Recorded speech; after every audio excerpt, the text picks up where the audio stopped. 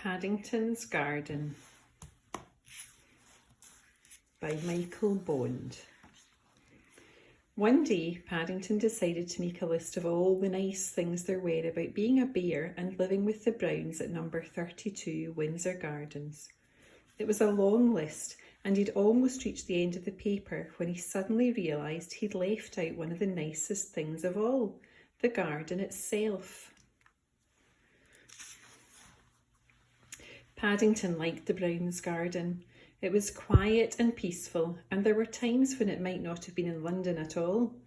But nice gardens usually mean a lot of hard work, and after a day at his office, Mr. Brown often wished it wasn't quite so big.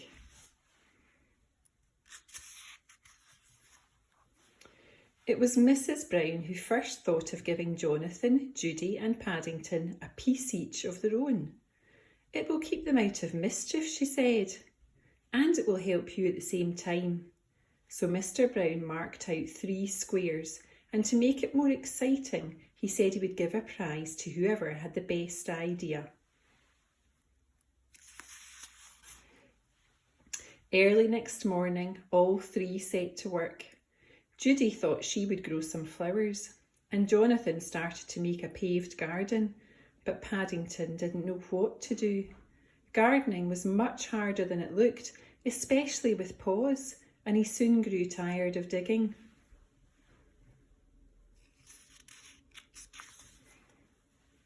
In the end, he decided to do some shopping. He had some savings left over from his pocket money, and he bought a wheelbarrow, a trowel, and a large packet of assorted seeds. It seemed very good value indeed, especially as he still had 2 pence left over. The shopkeeper told him that when planning a new garden, it was a good idea to stand some way away first in order to picture what it would look like when it was finished. So taking a jar of his best chunky marmalade, Paddington set out to visit the nearby building site. By the time he got there, it was the middle of the morning, and as the men were all at their tea break, he sat down on a pile of bricks, put the jar of marmalade on a wooden platform for safety, and then peered hopefully towards the Browns' garden.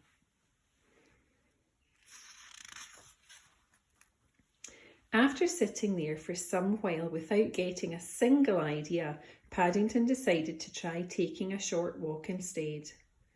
When he got back, his eyes nearly popped out. A man was emptying the concrete mixer on the very spot where he'd left his jar of chunky marmalade. At that moment, the foreman came round the corner, and seeing the look on Paddington's face, he stopped to ask what was wrong. Paddington pointed to the pile of wet concrete. "All my chunks have been buried," he exclaimed hotly. The foreman called his men together.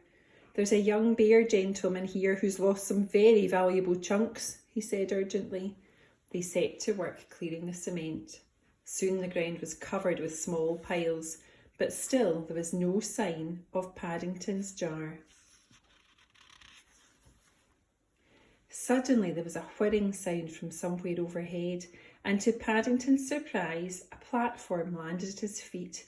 "My marmalade!" he exclaimed thankfully. "Your marmalade?" echoed the foreman, staring at the jar. "Did you say marmalade?" "That's right," said Paddington. "I put it there ready for my allowances. It must have been taken up by mistake." It was the foreman's turn to look as if he could hardly believe his eyes. "That's special quick-drying cement," he wailed. "It's probably going rock hard already, ruined by a bear's marmalade. No one will give me 2 pence for it now." Paddington opened his suitcase and felt in the secret compartment. "I will," he said eagerly. Paddington took the lumps of concrete home in his wheelbarrow and worked hard in his garden for the rest of the day. When the builders saw the rockery he had made with the concrete, they were most impressed and gave Paddington several plants to finish it off for the time being, until his seeds started to grow. Paddington's rockery fitted in so well with Jonathan's paved garden and Judy's flower bed, it looked as though the whole thing had been planned. Mr. Brown was so pleased he decided to give them all an extra week's pocket money, and that evening they celebrated by having tea in the new garden. After it was over, Paddington stayed on for a while in order to finish off his list of all the nice things there were about being a bear and living at number 32 Windsor Gardens. He had one more important item to add: my rockery. Then he signed his name and added his special paw print, just to show it was genuine. The end.